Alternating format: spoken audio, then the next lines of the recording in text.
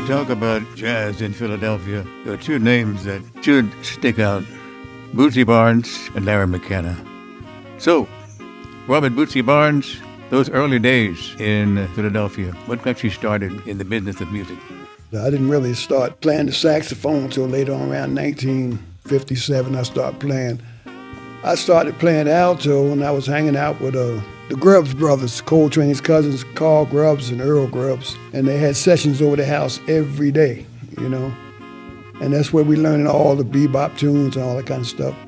Larry McKenna, your early beginnings and introduction to the saxophone.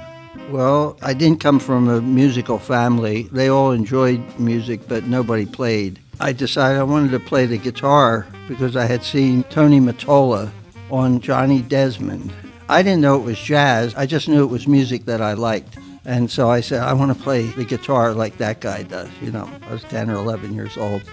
And so my mother bought me a guitar and hooked me up with lessons at the music store. But the teacher that I had was a classical guitarist. And at the age I was, I kind of thought like, well, wait, this is not what I've been hearing this other guy playing on TV, And eventually I lost interest in it. So a few years went by, and I think I still had it in my head that I wanted to play something, but I didn't have any direction.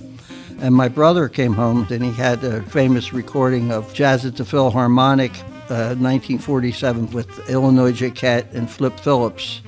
And when I heard that, I immediately just said, oh, that's what I want to play, the saxophone.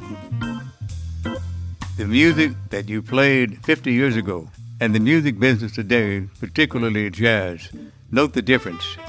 I can remember back in the 50s when Disney was really playing the bebop, and we were all trying to sing School Days and all those tunes by Disney because they would play them on the rock and roll show, like 15 minutes of jazz every day on WHAT.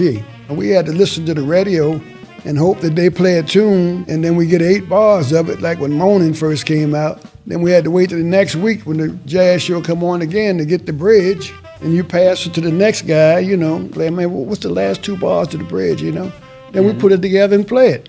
Kids are taught, and they're made to learn how to play tunes like in all 12 keys. And we didn't do that exactly, but we learned a different way. It was just going out and asking different guys, well, what did you do, or can you show me that, It was a different thing. But there's always going to be people that's still swinging. Playing music that people want to hear. And it don't mean a thing if it ain't got that swing.